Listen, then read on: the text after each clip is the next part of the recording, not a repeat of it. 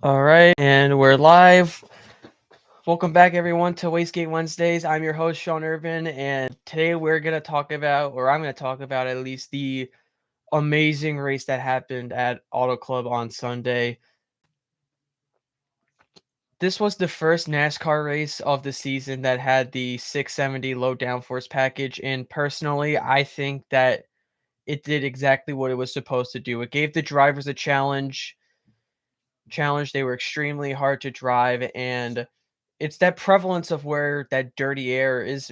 While it's still going to be around, it's not going to be as prevalent as if it makes it impossible to overtake, where it creates that bubble that doesn't allow cars to pass each other. And it's what some of those modifications on those cars that help clean up the air, and I'm going to get to those in a second. But compared to the 2020 race, we didn't race in 2021 because of the pandemic, obviously, but Auto Club showed me that this car is ready and that it's gonna create a bunch of shows. I honestly cannot talk about how just amazing the racing was. lead 32 lead changes just between 8 drivers compared to, I believe, 16 lead changes between um 9 drivers in 2020. There were 12 cautions mainly, and almost all of those cautions were caused by some kind of collision, but almost all of them were tire troubles. And it's that learning curve that teams are going to have to learn over the coming season. And I'm going to demonstrate to you the tires that were used last year compared to this year. So give me a sec.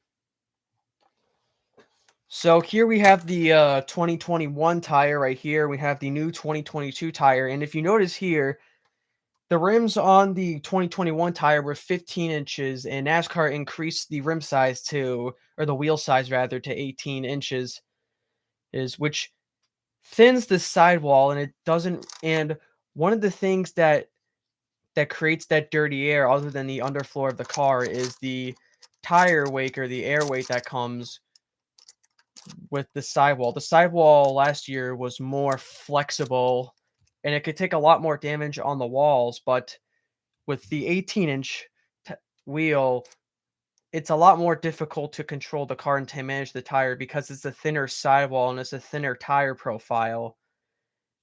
And a lot of damages that have come out of puncturing your tire is, with this independent rear suspension, you can adjust either side the way you want. It wasn't like a truck axle where it was all one like ride height. You could adjust the suspension geometry for the IRS, but the thing is, if you crash, it's very, very fragile. So one of the problems that we saw for Christopher Bell was that when he hit the wall, the rear of the car towed out, meaning that for a tire profile or a toe profile, the toe is where the car guides itself. So if it's a toe that's leaning towards, I believe,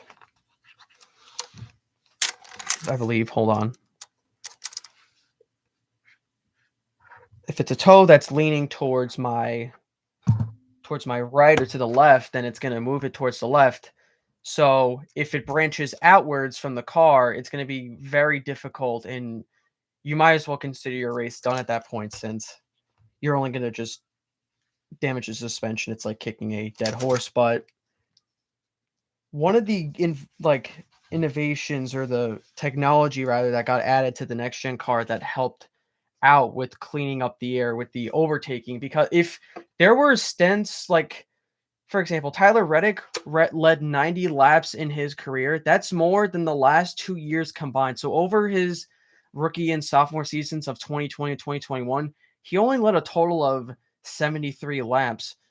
He led 90 on Sunday, and that arguably smashed the career goal. And if he didn't wreck with William Byron in the closing laps, I think he would have had this race clinched. And sorry, I think that he would have had this race pretty much in his hands and would have gotten his first career win. But he's definitely going to get his first win this season. A lot of the guys were doing what Reddick does, where he runs a high wall, and coming out of turn number 4 is where drivers usually hit the most. And Chase Elliott rubbing up against the wall, he hit the wall a ton this weekend, but when he rubbed up against the wall, there wasn't any visible damage in the car. There wasn't any tire cuts, at least until later into the race. And with the carbon Kevlar forged, it's some carbon fiber forged material that the Xfinity cars use. It's supposed to break like an F1 in IndyCar does, where the sections just break out to reduce the momentum and the G-forces of a crash and to reduce the weight, detach the engine from the car in the event of an explosion. It's all safety measures made by NASCAR and made with a more durable material to make the cars less cheaper. And it's where we really see these next-gen cars and their durability come to life, because in practice and qualifying, a bunch of guys hit the wall. Ross Chastain hit the wall. Kevin Harvick backed it into the wall coming out of turn number 4. And when they were gonna get the backup car, they discovered for that they didn't need to. They just put on a new vinyl wrap on the rear of the car. So I'll illustrate the damage for Kevin Harvick's car. So when he hit the wall coming out of 4, there was a little scuff on the right taillight of Kevin Harvick's car, and there was a little bit of damage. It was poking out a bit. You could have seen it on TV, but when they brought it to the garage, they discovered that when they fixed the damage, it took less time to fix it than it would have with a backup car. And it really shows how these cars are. If you thought that the cars were tough beating and banging last year, you're going to be in for some show this year. And getting to the inventions that helped clean up the air, one of the additions that they added to this next gen cars, the addition to the hood louvers. So they added hood louvers to the next gen car. So here you'd have your sponsor, and then they would underneath the vinyl there would be these hood louvers where they would take these weren't made for cooling. They were made to push the air through the inside of the car and up through those hood louvers, creating a lot of clean downforce and to help clean up those airs. And in the addition to ways of cleaning up the air, and it's a problem that Bubba Wallace had that causes you to lose a ton of downforce. While downforce isn't necessarily a bad thing that pollutes the air, like in terms of racing, it creates downforce as in, like, say a plane requires lift to go up, and when teams lower that downforce, they get to high speeds and it causes the cars to fly in the air, which is why they added more downforce to the cars to suck them closer to the ground and create a pressure underneath where,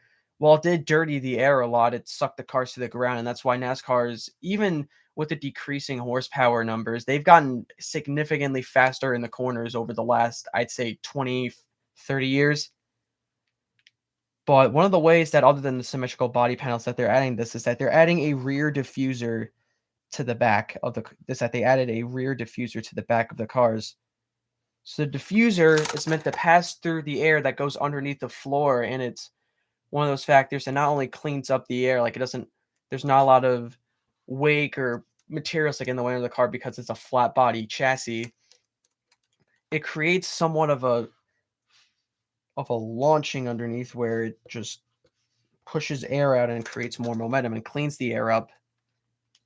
And when they were overtaking coming into the final laps of the race, no driver really got a break. Like, they got out at least, I think, 1 or 2 seconds before the guy behind would eventually catch up. Like, there were guys like Kyle Larson, Chase Briscoe. I mean, Kyle Larson's a champion, so Kyle Larson, Chase Briscoe, who's in his sophomore season, and he seems to get this next-gen car under his belt. And we have, to me, a surprise was Eric Jones at Petty GMS. I expected them to at least be upper midfield team. They were going in the right direction for 2021 with more top 10 finishes, but the fact that they had a top 5 finish in petty GMS equipment with that merger, that's it's more of a driver-focused car. I know that I said that NASCAR is kind of aiming more towards a constructor style sport where Ford and Chevy are kind of making their own statements, but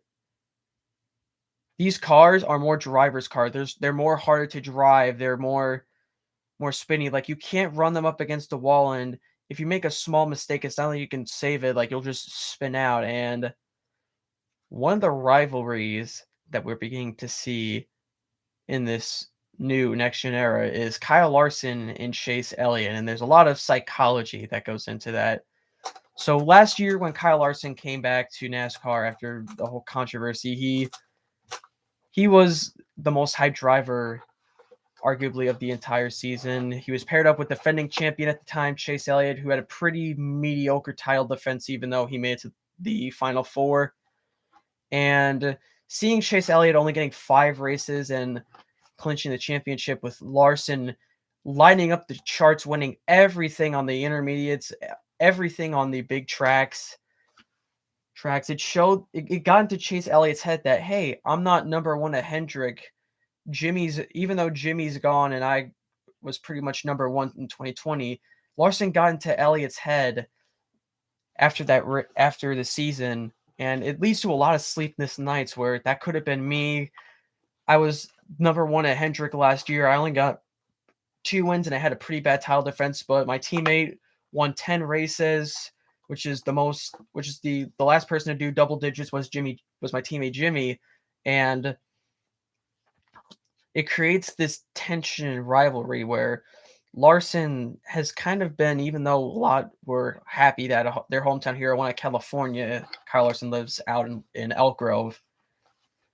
There's a lot of drama surrounding that he's been a pretty dirty driver with Keselowski, who I'm going to get to in a second, where last week in the Daytona, or 2 weeks ago in the Daytona 500, Larson just chucked Kevin Harvick into the wall and caused a wreck. And then coming into turn number 1, Logano was up side by side with Larson. As Elliott was coming through to make it 3 wide, Larson moved down a little too late. His spotter Tyler Mon said, move down too late, move down, but he ended up getting Elliott's front, and Elliott smacked the wall coming out, and Elliott was not happy on the radio. He spun one more time before getting lapped by his teammate, showing displeasure by moving up in front of him as he was coming down the front stretch.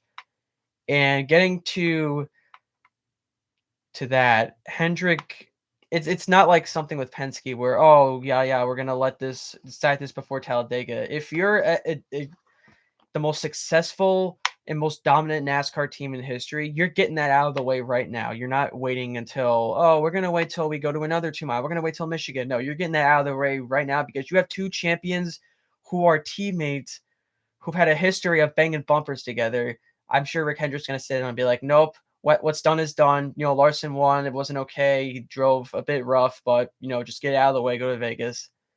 Where a lot of drivers seem to have beef with Chase Elliott at a lot of tracks over tire getting cut. So Chase Elliott really can't seem to catch a break with rivalries every season with Logano in 2020, Denny Hamlin at the end of 2017, and then 2021, that whole beef he had with Kevin Harvick from Bristol all the way to Charlotte Roval. And getting to Keselowski, he's not been really racing cleanly. 2 weeks in a row, he took out Harrison Burton. Once the Daytona 500 where Burton had that huge flip down the backstretch coming into turn 3, and then chucking Burton out of the way into the wall coming down the backstretch. It's, even though Keselowski spun, he got a little bit of karma for that. He's not really racing as cleanly as he is, and Keselowski's a veteran driver. He's around 37. He's an owner driver now, so even though he's in his twilight years, he still wants to be involved in the sport, but he's kind of, the way he's been racing kind of shows that he might be running out of talent. And going into Vegas, I'd say, is that while Auto Club was amazing, and it added to that element where Auto Club, where originally was going to be turned to a short track, but with the racing we had, fans are questioning, hey, should we keep the 2 mile oval? I think that Auto Club surface has not been repaved since we first started racing there in 1996. So the surface is over almost 30 years old, and you see a lot of tire problems. So I think they'd rather go with the short track than wait around, I'd say 5 or 10 years to get pretty good racing like I'd say Miami did. But the question's still up in the air. I'd say the race was absolutely perfect. I would have liked there for be a surprise winner other than Larson, an underdog, which would have made the race absolutely perfect. But I think this car has proven its mark and proven its stake that this car is gonna have a lot better racing than the Gen 6s did.